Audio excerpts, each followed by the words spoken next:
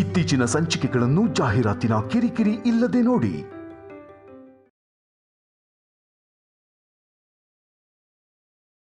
ಕಲ್ಯಾಣಿನೇನಾದ್ರೂ ಮನೆಯಿಂದ ಹೊರಗಡೆ ಕಳಿಸ್ಬಿಟ್ರೆ ನನ್ನ ಉಸಿರೇ ನಿಂತೋಗುತ್ತೆ.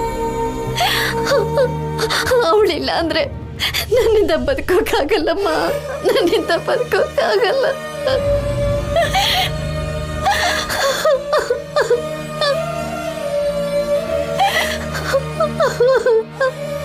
ನೋವು ಪಡ್ಬೇಡಮ್ಮ. ಮದ್ವೆ ಆಗಿ 5 ವರ್ಷಕ್ಕೆ ನಿನಗೆ ಗಂಡನ್ನ ದೂರ ಮಾಡ್ದ. ಅಮ್ಮ ಅನ್ನೋ ಕರೆನ ನಿನಗೆ 18 ವರ್ಷದ ನಂತರ ದೇವ್ರು ಕೊಟ್ಟಿದ್ದ. ಮತ್ತೆ ಆ ಕರೆನ ದೂರ ಮಾಡಲ್ಲ. ಒಂದ್ ವೇಳೆ ಹಾಗೆ ದೂರ ಮಾಡಿದ್ರೆ ನಮ್ಮ ಮನೆ ದೇವ್ರು ಈಶ್ವರನ್ಗೆ ನಾನು ಪೂಜೆ ಕೂಡ ಮಾಡಲ್ಲ.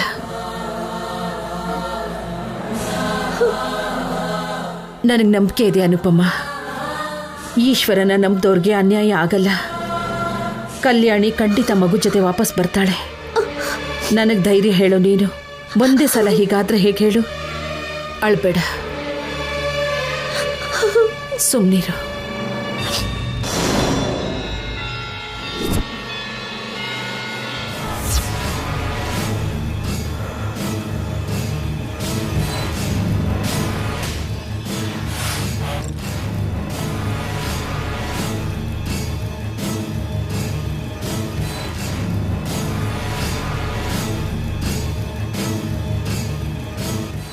ನನಗೆ ನೀನು ಬೇಕು ಅಂದರೆ ಅರ್ಥ ಆಗ್ತಿಲ್ವಾ? ನನಗೆ ನೀನು ಬೇಕು ಅಂದರೆ ಅರ್ಥ ಆಗ್ತಿಲ್ವಾ? ನನಗೆ ನೀನು ಬೇಕು ಅಂದರೆ ಅರ್ಥ ಆಗ್ತಿಲ್ವಾ?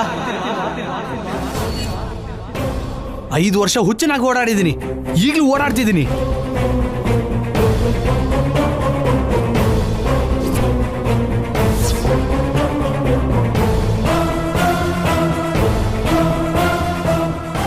ಸಿದ್ದು, ಸಿದ್ದು, ಯಾವ ಸಂಬಂಧನೂ ಇಲ್ವಾ? ಹೇಳು. ಏನಂತ ಹೇಳ್ತೀನಾ? ತುಂಬ ಹೇಳ್ತೀನಿ. ಐ ಮೀನ್ ಸಂಪದ ಬಗ್ಗೆ, ನಮ್ಮ ಪ್ರೀತಿ ಬಗ್ಗೆ, ಸಂಪದ ಹೊಟ್ಟೆಲಿರೋ ಮಗು ಬಗ್ಗೆ ಹೇಳ್ತೀನಿ. ಏನು? ಹೌದು ಕಲ್ಯಾಣಿ, ಸಂಪದ ಹೊಟ್ಟೆಲ್ ಬೆಳೀತಿರೋ ಶೌರ್ಯನ ಮಗು ಅಲ್ಲ, ನನ್ನ ಮಗು ಅಂತ ಹೇಳ್ತೀನಿ. ಮದುವೆಗೆ ಮುಂಚೆನೇ ನಾವು ಮೂವ್ ಆಗಿದ್ವಿ ಅಂತ ಹೇಳ್ತೀನಿ.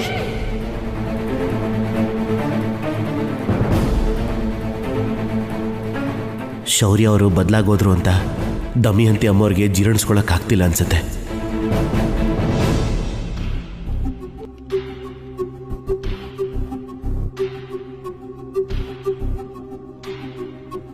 ಇದೇನಮ್ಮವ್ರೆ ಹೀಗಾಗೋಯ್ತು? ಅನ್ಕೊಳ್ಳೋದೊಂದು ಆಗೋದೊಂದು ಅಂದ್ರೆ ಇದೇ ಇರಬೇಕು ಅನ್ಸುತ್ತೆ. ನೀವು ಎಷ್ಟು ಕಷ್ಟಪಟ್ರಿ, ಎಲ್ಲ ನೀರಲ್ಲಿ ಹೋಮ ಮಾಡ್ದ ಹಾಗಾಯ್ತು.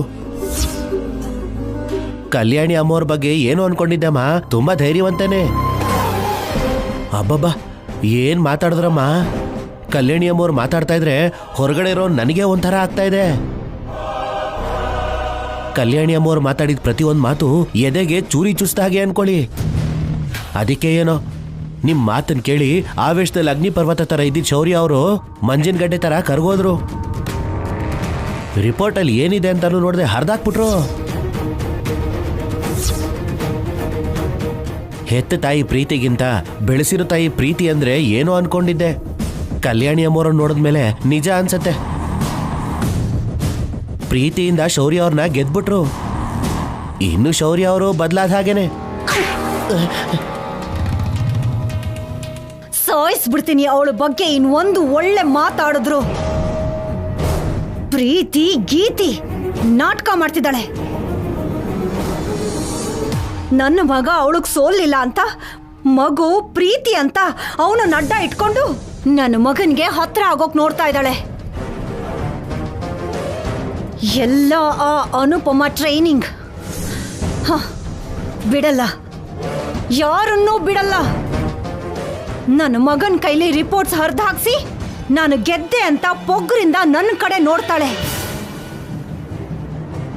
ಶೌರ್ಯ ಬಿಟ್ರು ನಾನು ಬಿಡಲ್ಲ. ಅವನು ಯಾರ ಮಗ ಅಂತ ತಿಳ್ಕೋತೀನಿ.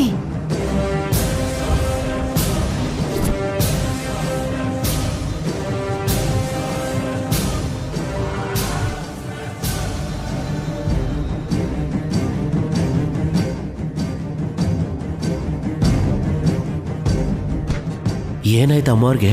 ಹರಿದೋಗಿರೋದನ್ನೆಲ್ಲ ಆರಿಸ್ಕೋತಾವ್ರೆ. ಹುಚ್ಚೇನಾದ್ರೂ ಹಿಡ್ದಿದ್ಯಾ?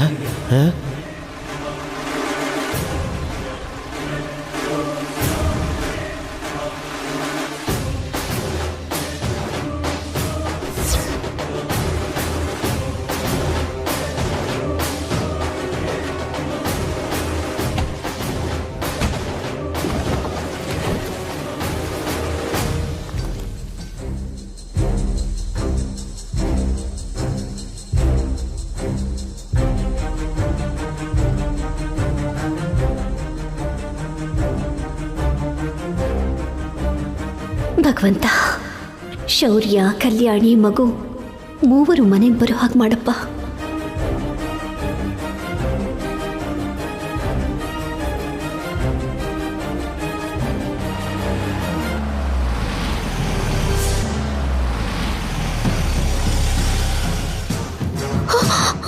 ಕಲ್ಯಾಣಿನೂ ಮಗುನು ಬಂದಿಲ್ಲಮ್ಮ.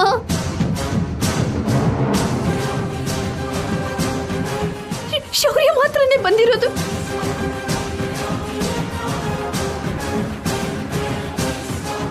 ಶೌರ್ಯ, ನಿಂತ್ಕೋ.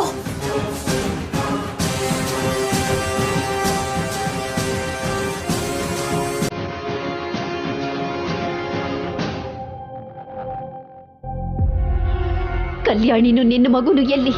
ಯಾರ ಮಗು?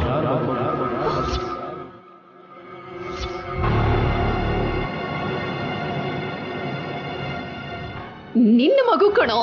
ಮೋಕ್ಷ ನನ್ನ ಮಗ ಅಲ್ಲ. ಮೋಕ್ಷ ನನ್ನ ಮಗ ಅಲ್ಲ. ಮೋಕ್ಷ ನನ್ನ ಮಗ ಅಲ್ಲ.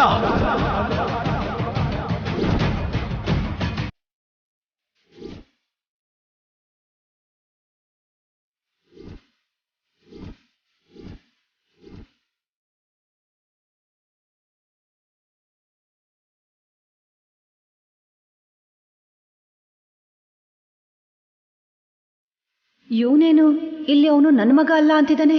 ಹಾಸ್ಪಿಟಲ್ನಲ್ಲಿ ರಿಪೋರ್ಟ್ಸ್ನ ಹರಿದಾಕಿ ನನ್ನ ಮಗ ಅಂತಂದ. ನೋಡ್ತಾ ಇದ್ರೆ ಇಲ್ಲಿಗೆ ಕಲ್ಯಾಣಿ ಮತ್ತೆ ಮಗು ಬಂದಿಲ್ಲ.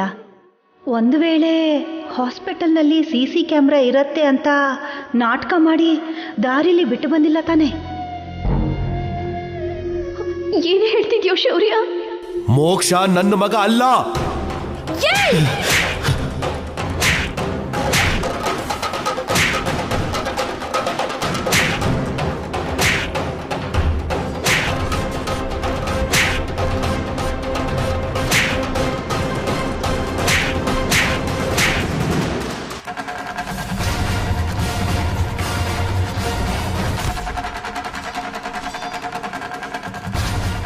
ಹೇಳು, ಮಗು ಎಲ್ಲಿ? ಕಲ್ಯಾಣಿ ಎಲ್ಲಿ? ಏನ್ ಮಾಡ್ದೆ? ಅನುಪಮ, ನೀನು ಮಾತಾಡ್ಬೇಡ ದಮಯಂತಿ, ಸಾಯಿಸ್ಬಿಡ್ತೀನಿ.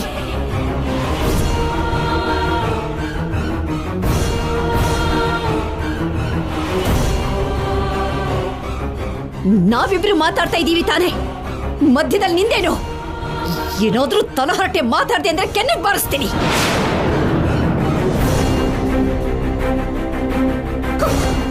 ಹೇಳೋ ಶೌರ್ಯ, ನನ್ನ ಮಗಳನ್ನ ಏನ್ ಮಾಡ್ದೆ? ಅವಳು ಪ್ರಾಣವಾಗಿರೋ ಆ ಮಗುನ ಏನ್ ಮಾಡ್ದೆ ನೀನು?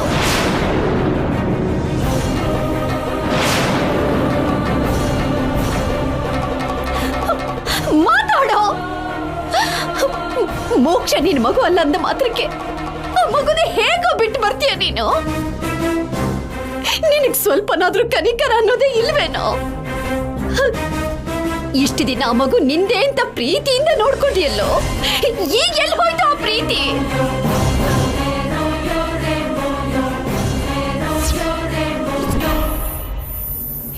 ಹೇಳು, ನನ್ ಮಗಳಲ್ಲಿ ಅವಳನ್ನೆಲ್ಲಿ ಬಿಟ್ಟು ಬಂದಿದ್ಯಾ ಹೇಳು? ಕೇಳ್ತಾ ಇದ್ದೀನಿ, ಬಾಯ್ ಬಿಟ್ಟು ಮಾತಾಡೋ. ಏನ್ ಮಾಡು ಅಂತೀರಾ? ಏನ್ ಮಾಡು ಅಂತೀರಾ?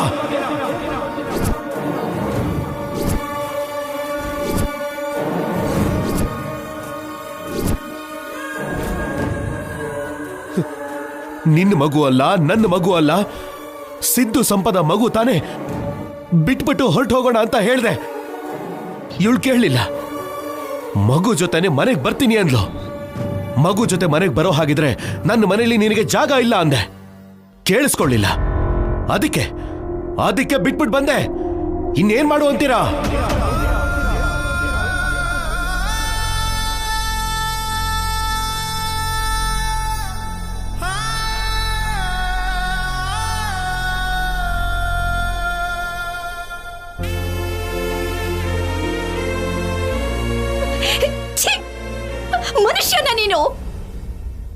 ನೀನು ಮೊದಲೇ ಕೋಪಿಷ್ಟ, ನಮ್ಮನ್ನ ಅಪಾರ್ಥ ಮಾಡ್ಕೊಂಡಿದ್ಯಾ ಅಂತ ಅನ್ಕೊಂಡಿದ್ವಿ.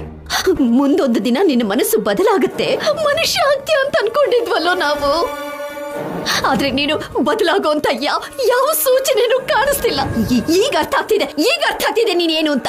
ಮೋಕ್ಷ ನನ್ನ ಮಗ ಅಲ್ಲ, ಹಾಗೆ ಕಲ್ಯಾಣಿ ನಿಮ್ ಮಗಳಲ್ಲ. ಅದಕ್ಕೆ ಯಾಕೆ ಸ್ಟಾರ್ಟ್ ಮಾಡ್ತಿದ್ದೀರಾ? ಮುಚ್ಚ ಬಾಯಿ.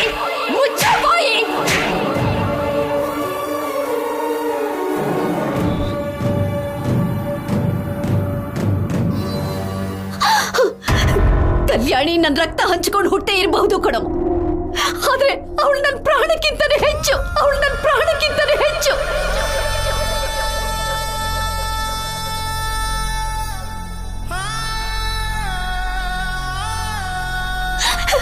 ಕಲ್ಯಾಣಿ ಇನ್ನು ಚಿಕ್ಕ ಹುಡುಗಿ ಕಣೋ, ಯಾವ ಕಲ್ಮಶನೂ ಇಲ್ಲದೆ ಇರೋಳು. ನನ್ನನ್ನು ಎಷ್ಟು ಪ್ರೀತಿಸ್ತಿದ್ದಾಳೋ ಅದಕ್ಕಿಂತ ಹೆಚ್ಚಾಗಿ ನಿನ್ನನ್ನು ಪ್ರೀತಿಸ್ತಿದ್ದಾಳೆ ಕಣೋ.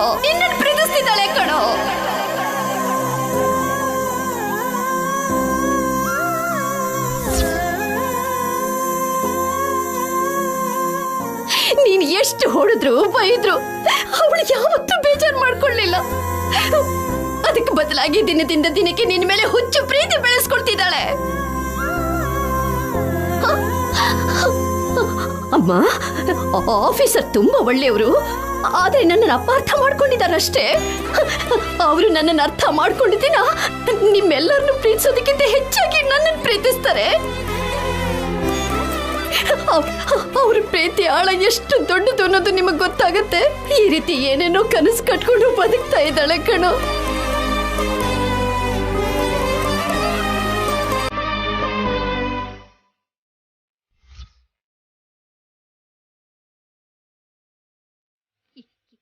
ಏನೋ ಹೇಳ್ದೆ ನೀನು? ಮೋಕ್ಷ ನಿನ್ನ ಮಗು ಅಲ್ಲ ಅಂತ ಅಲ್ವಾ? ಹೇಳೋ, ಕಲ್ಯಾಣಿ ಏನಾದ್ರೂ ಆ ಮಗುನ 9 ತಿಂಗಳು ಹೊತ್ತು ಹೆತ್ತಿದ್ದಾಳೇನೋ? ಇಲ್ಲ ಕಣೋ. ಆದ್ರೆ ಆ ಮಗುವನ್ನ ಬಿಟ್ಟು ಬದುಕೋಕೆ ಅವಳಿಗೆಲ್ಲ ಆಗ್ತಿಲ್ಲ. ಅದೇ ಕಣೋ, ಅದೇ ನಿಜವಾದ ಪ್ರೀತಿ, ಮಾತ್ರ ವಾತ್ಸಲ್ಯ.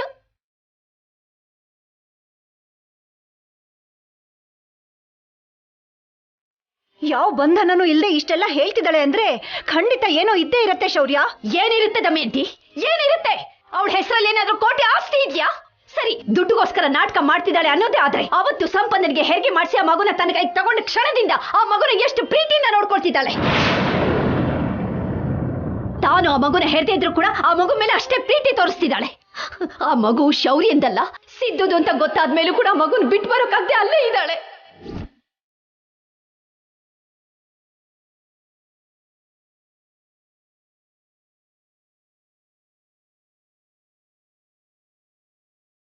ನಿನ್ನ ಕೈ ಮುಗಿದು ಕೇಳ್ಕೊಳ್ತೀನಿ, ಕಲ್ಯಾಣಿ ನಿನಗೆ ಇಷ್ಟ ಇಲ್ಲ ಅಂದ್ರೂ ಪರವಾಗಿಲ್ಲ, ಆ ಮಗುನ ನಿನ್ನ ಮಗು ಅಂತ ಒಪ್ಕೊಳ್ಳದೆ ಇದ್ರೂ ಪರವಾಗಿಲ್ಲ. ಆದ್ರೆ ಕಲ್ಯಾಣಿ ಎಲ್ಲಿದ್ದಾಳೆ ಅಂತ ಹೇಳೋ. ನೋಡು, ನಾನು ಕಲ್ಯಾಣಿ ಮಗು ನಿನ್ ಕಣ್ಣಿಗೆ ಕಾಣಿಸ್ತಿರೋ ಹಾಗೆ ಎಲ್ಲರೂ ಹೊರಟೋಗ್ತೀವಿ ಕಣೋ. ಹೇಳೋ.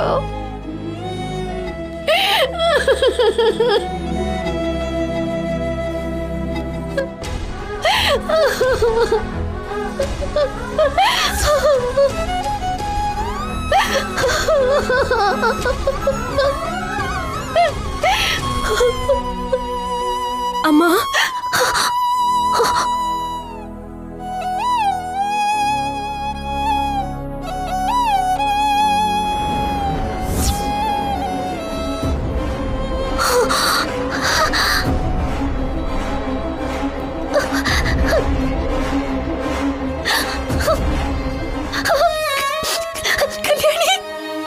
ಇದೇನ್ ಟ್ವಿಸ್ಟು? ಬಿಟ್ಟು ಬಂದೆ ಅಂತಂದ. ಕಲ್ಯಾಣಿ ಕಲ್ಯಾಣಿ ಕಲ್ಯಾಣಿ ಎಲ್ಲ ಹೊರಟೋಗಿದ್ಯಮ್ಮ?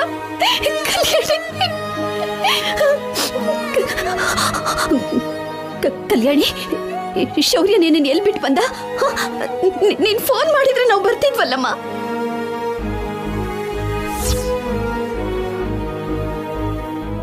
ಆಫೀಸರ್ ನನ್ನ ಬಿಟ್ಟು ಬರ್ಲಿಲ್ಲಮ್ಮ. ನಾನೇ ಮಗುಗೆ ದೃಷ್ಟಿ ಆಗಿದೆಯೇನೋ ಅಂತ ತಾಯ್ತ ಕಟ್ಟಿಸ್ಕೊಂಡು ಬರ್ತೀನಿ ಅಂತ ನೀವು ಹೋಗಿ ಆಫೀಸರ್ ಅಂತ ನಾನೇ ಕಳಿಸ್ದೆ.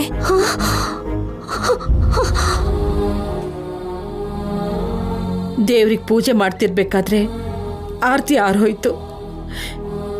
ನಿನಗೇನಾಯ್ತು ಅಂತ ಭಯ ಪಟ್ಬಿಟ್ಟೆ. ನಿಮ್ಮೆಲ್ಲರ ಆಶೀರ್ವಾದ ಇರುವಾಗ ನಮ್ಗೇನಾಗತ್ತೆ ಅಜ್ಜಿ? ಮಗು ಶೌರ್ಯನ್ ಮಗ ಅಲ್ಲ ಅಂದ್ರೆ ಎಲ್ಲಿ ನಿಮ್ಮನ್ನ ಬಿಟ್ಟು ಬರ್ತಾನೋ ಅಂತ ಭಯ ಪಟ್ಟಿದ್ವಿ ಕಲ್ಯಾಣಿ. ನೀನ್ ಕಾಣಿಸೋವರೆಗೂ ಅನುಪಮ ಬದುಕಿರೋ ಜೀವಂತ ಶವ ಹಾಗಾಗಿದ್ಲು.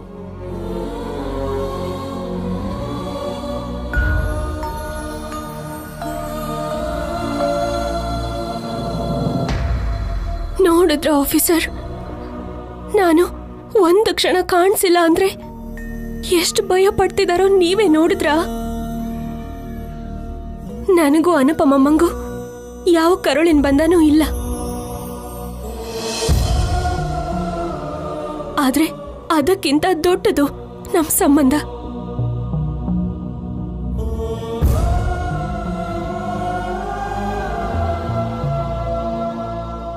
ಇವಾಗಾದ್ರೂ ನಿಮ್ಗೆ ಅರ್ಥ ಆಯ್ತಾ ನಿಜವಾದ ಪ್ರೀತಿ ಅಂದ್ರೆ ಏನು ಅಂತ?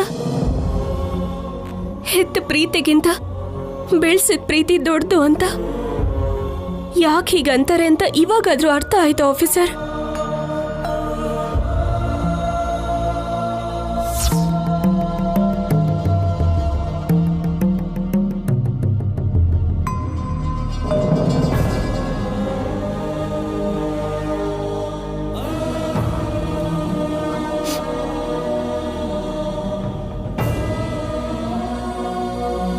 ಶೌರ್ಯ, ಯಾಕೋ ಸುಳ್ಳು ಹೇಳ್ದೆ? ಕಲ್ಯಾಣಿ ಮಗುನ ಬಿಟ್ಟು ಬಂದೆ ಅಂತ ಯಾಕೋ ಸುಳ್ಳು ಹೇಳ್ದೆ? ನಾನು ನಿನ್ ಕೆನ್ನೆಗೆ ಹೊಡಿತಾ ಇದ್ರು, ನೀನ್ ಏಟ್ ತಿಂತಿದ್ರು, ಬಾಯಿ ಬಿಟ್ಟು ಯಾಕೋ ನಿಜ ಹೇಳಿ.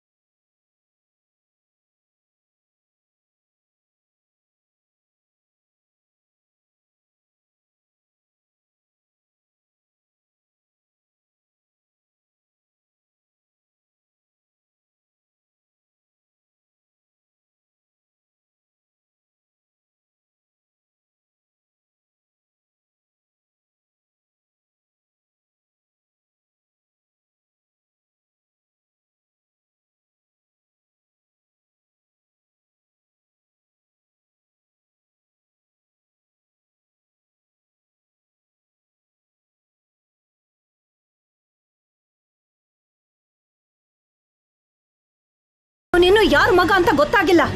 ರಿಪೋರ್ಟ್ ನೋಡ್ದೇನೆ ನನ್ನ ಮಗ ನಿನ್ನ ಮಾಯ ಮಾತುಗಳನ್ನ ಕೇಳಿ ಅದನ್ನ ಹರ್ದಾಕ್ದ.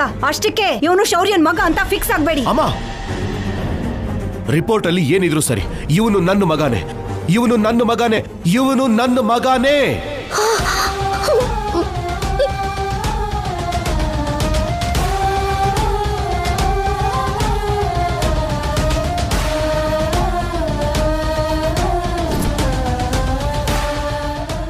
ಇವನ ತಾಯಿ ಸಂಪದಾಗೆ ಇವನ ಮೇಲೆ ಪ್ರೀತಿ ಕರುಣೆ ಇಲ್ಲದೆ ಇವನನ್ನ ಬಿಟ್ಟು ಹೋಗಿದ್ದಾಳೆ. ಆದ್ರೆ ಇವನ ಮೇಲೆ ನನಗೆ ಪ್ರೀತಿ ಇದೆ, ಇವನು ನನ್ನ ಮಗನೇ ಅನ್ನೋ ನಂಬಿಕೆ ಇದೆ.